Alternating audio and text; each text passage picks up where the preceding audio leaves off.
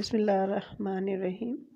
ربی اشرح لی صدری ویسر لی امری واحلل عقدۃ من لسانی یفقہوا قولی۔ پیاری بچیوں، آج میں آپ کو سورہ علق کی تفہیم سمجھاؤں گی۔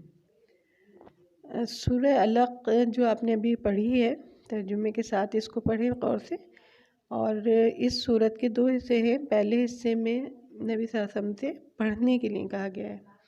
پیارے بچوں، کیونکہ نبی صلی اللہ علیہ وآلہ وسلم امی تھے، آپ پڑھے ہوئے نہیں تھے، تو جب آپ صلی اللہ علیہ وسلم کا دنیا سے دل بیزار ہو جاتا تھا تو آپ غار حرا میں چلے جاتے تھے، وہاں جا کے بیٹھ جاتے تھے اور عبادت کیا کرتے تھے، اللہ تعالیٰ کی غور و فکر کیا کرتے تھے، اور وہاں کافی دن رہتے تھے، اور اپنے ساتھ کچھ کھانے کا سامان بھی لے جاتے تھے، اور جب انہیں سکون محسوس ہوتا تھا تو وہ واپس آ جاتے تھے۔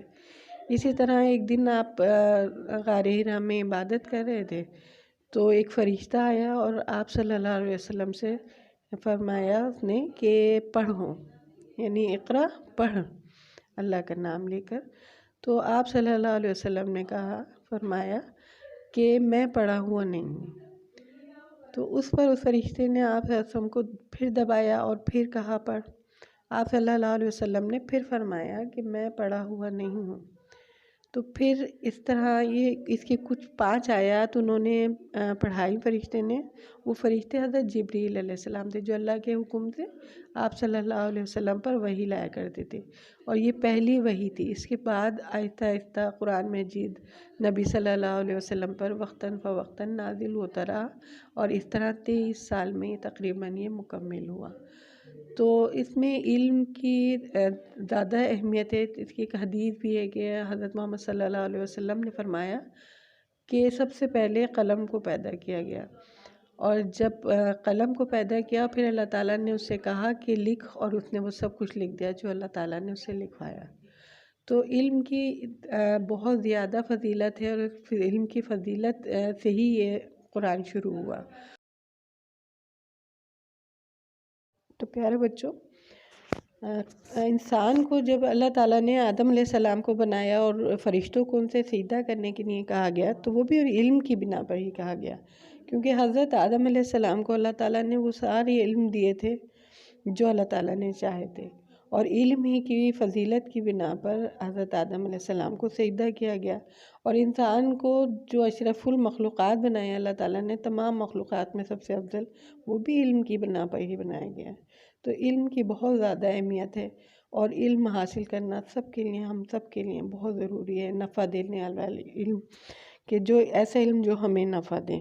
اس کے دوسرے حصے میں اس آیت کے اس سورہ علق کا دوسرا حصہ جو ہے، اس میں ایک واقعے کا اشارہ ہے کہ ایک حضرت ابو جہل جو حضور صلی اللہ علیہ وسلم کے چچا تھے، تو وہ اپنے بتوں سے محبت کی بنا پر، اپنے آبائی دین سے محبت کی بنا پر نبی صلی اللہ علیہ وسلم سے بہت زیادہ دعوت رکھنے لگا تھا، اور ان کو تنگ کرنے کا، ان کو اذیت دینے کا کوئی موقع ہاتھ سے نہیں چھوڑتا تھا۔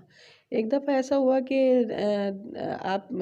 ابو جہل جو تھا وہ اپنے دوستوں کے ساتھ، اس کے دوست بھی اس کی طرح ہی تھے، بیٹھا ہوا تھا، تو اس کے دوستوں نے اسے چڑھانے کے لیے اور بہت زیادہ آپ کی مخالفت میں اکسانے کے لیے کہا کہ کیا تم دیکھتے نہیں ہو کہ محمد صلی اللہ علیہ وسلم کس طرح ہمارے بتوں کی بے عزتی کرتے ہیں، اور کس طرح ہمارے خداؤں کو برا بھلا کہتے ہیں، تم انہیں سمجھاتے نہیں ہو؟ تو ابو جہل کہتا ہے کہ اگر وہ میرے سامنے اپنے خدا کو سجدہ کرے تو میں ان کا سر کچل دوں گا۔ اور ابھی وہ یہ باتیں کر ہی رہے تھے تو نبی صلی اللہ علیہ وسلم خانہ کعبہ میں آ گئے، اور آ کے وہ اپنی عبادت میں جیسے کھڑے ہو گئے، مصروف ہو گئے۔ تو ابو جہل اٹھا اور بہت بڑا سا پتھر اٹھا کے آپ کی طرف چلا کہ میں آپ کے اوپر وہ پتھر آپ کو ماروں گا۔ تو جب وہ تھوڑا آگے بڑھا تو ایک دم سے خوفزدہ ہو کر رک گیا، تو سب اس کی طرف دیکھنے لگے۔ پھر وہ ایک دم سے دہشت زدہ ہو کے پیچھے کو پلٹا اور پتھر پھینک دیا اس نے۔ تو اس کے دوستوں نے پوچھا کہ کیا ہوا؟ تو اس نے کہا خوفزدہ ہو کر کہ کیا تم نے دیکھا نہیں کہ ان کے، یعنی نبی صلی اللہ علیہ وآلہ وسلم اور میرے درمیان کتنی خوفناک چیزیں تھیں، تو اگر میں پیچھے نہ ہٹتا تو وہ میرا جوڑ توڑ دیتے۔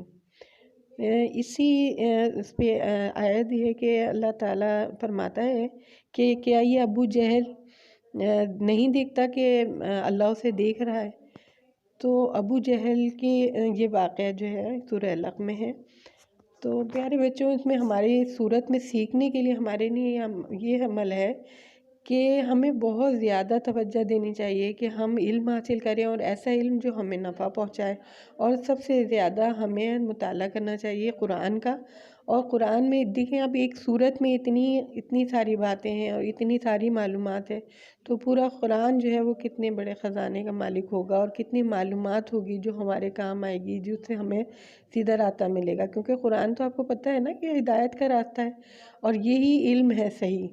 اور ہمیں بہت زیادہ علم حاصل کرنے کے پر توجہ دینی چاہیے، کیونکہ اللہ تعالیٰ نے جو اپنے نبی کو بھیجا ہے وہ اسی لیے بھیجا ہے کہ تاکہ وہ ہمیں صحیح راستہ دکھائیں، اور انہوں نے دکھایا صحیح راستہ، اور جو علم اللہ تعالیٰ نے ان کو دیا یعنی قرآن، وہ انہوں نے ہم تک پہنچا دیا۔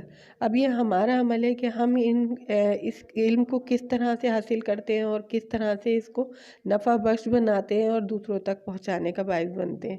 تو اللہ تعالیٰ سے بہت زیادہ دعا ہے کہ اللہ تعالیٰ ہمیں قرآن پڑھنے کی، سمجھنے کی، اس پہ عمل کرنے کی توفیق عطا فرمائے، اور اسے آگے پہنچانے کی بھی توفیق عطا فرمائے۔ السلام علیکم ورحمۃ اللہ وبرکاتہ۔